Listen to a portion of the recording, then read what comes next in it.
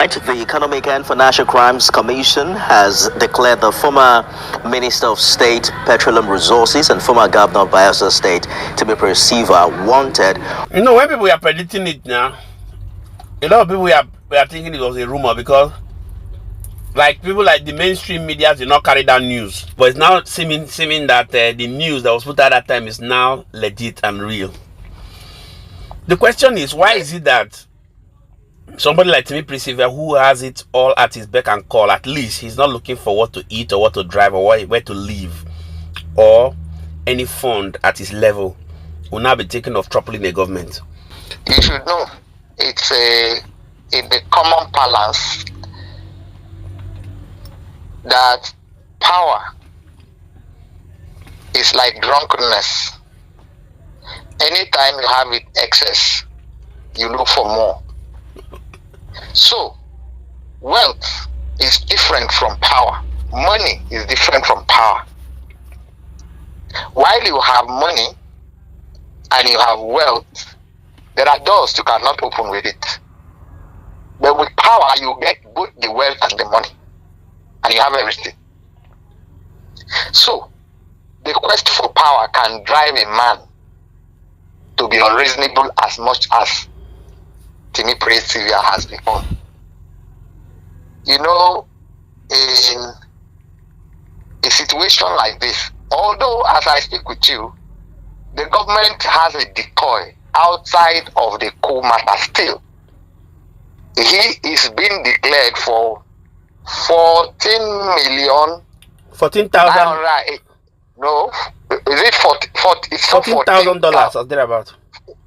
Is it $14,000? Yes. Is it 14,000? It's beyond 14,000. Are you sure that is 14,000? No, that's 14 million. Check it very well. It's 14,879,000 something. Check it again. The fraud allegation. Yeah. Yes.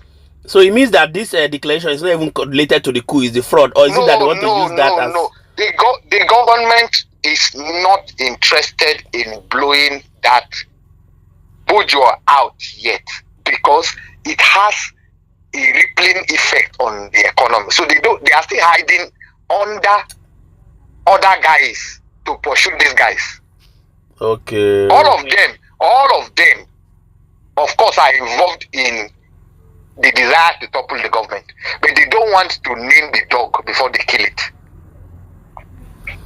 Okay. You are finding ways around it such that these persons will be brought to book outside of the content of a coup.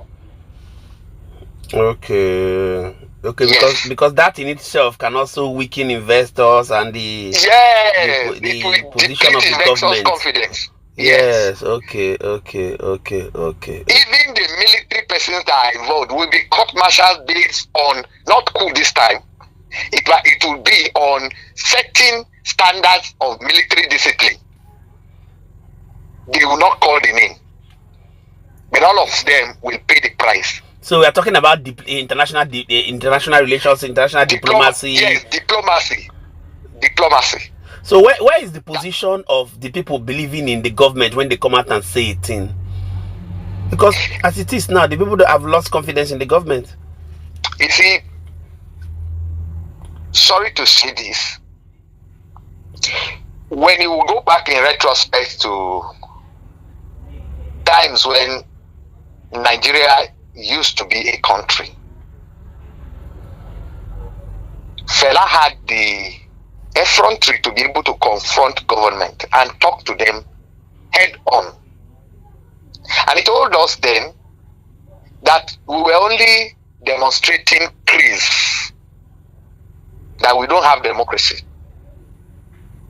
If we do, the right of the people will be preserved through providence. If we do, people will not be trampled upon like a serving senator going to the airport and her international passport seized for no just cause.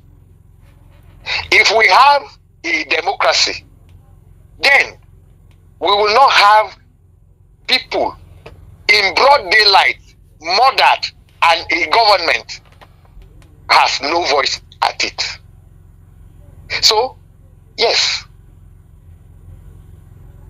Nigeria was a country. That is what Chinua Achebe wrote before he left us. But having said that, I think that change is coming with the proclamation of Trump. Perhaps we have come to our turning point. Let me look at it from a flip side. When the news broke out that Timipre Sylva was allegedly arrested that time.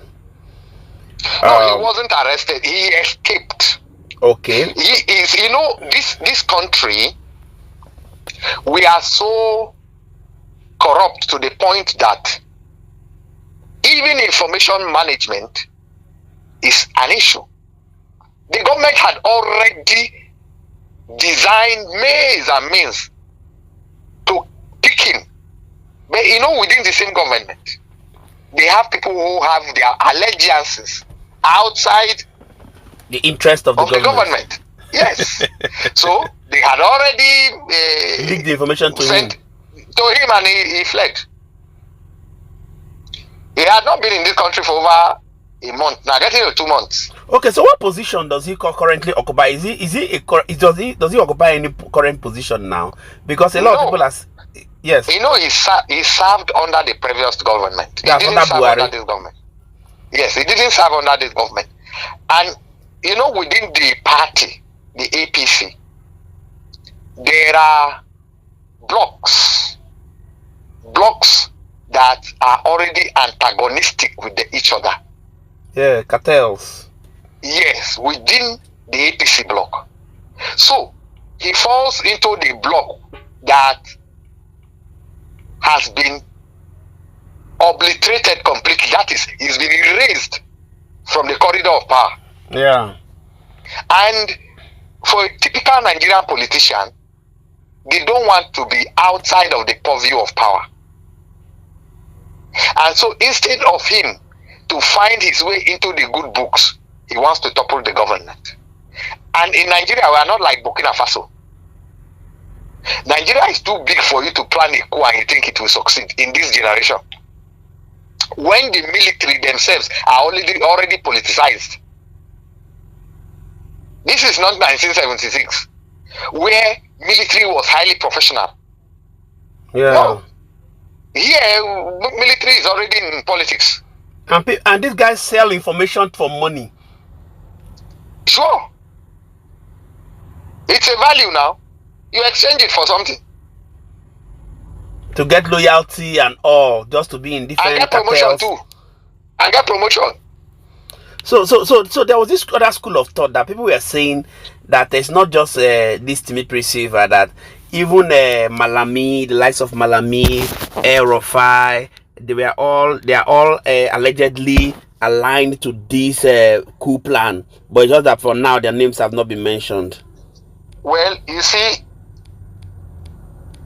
there is nothing that is fair in politics. Nothing is fair in politics. It's an aggressive kind of activity. Once you are not on the side of a politician, you automatically become an enemy. And you know what enemies do now? Yeah. The late sage waiting for a chance to take you out. And if you by any means give them that privilege, they will take you out. At least they can put you in the cooler until when their own purpose is accomplished. So, if for any reason Timipre Sylva will fight Tinubu in Bayelsa, would he be able to make it again? No. If Rufai is linked with it and he takes off from this country and goes to seek refuge somewhere, will he be able to take it to work for anybody in Kaduna? No, because he will be on the run. That is what politics is about.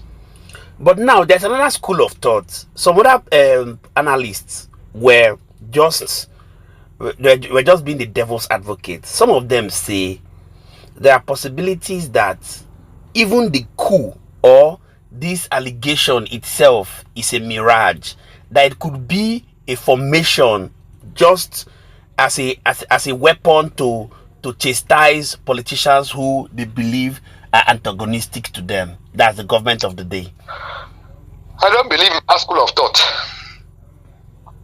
I don't. It's real. You see, even the reality of it, whatever Nigerian government thinks they are even hiding, is something that the Europeans already know.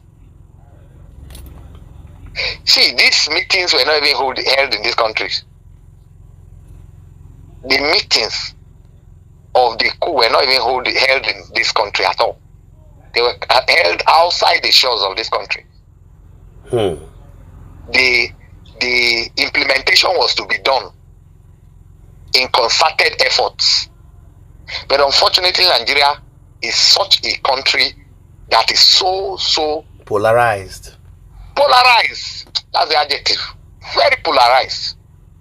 Now, there are ranks and files that you cannot be successful in coup without. And these people cut across different ethnicities. And our allegiances, most likely, in this country now, are ethnic, more like. So, you cannot imagine a Yoruba man involved in that coup when a Tinubu is there. Exactly. He will sell out. He will sell out. So, ethnic bigotry is really rife, very deep here in this country right now. So, as far as I'm concerned, that school of thought, for me, I don't buy it. This is real. It is something that actually happened. But unfortunately, it did not succeed.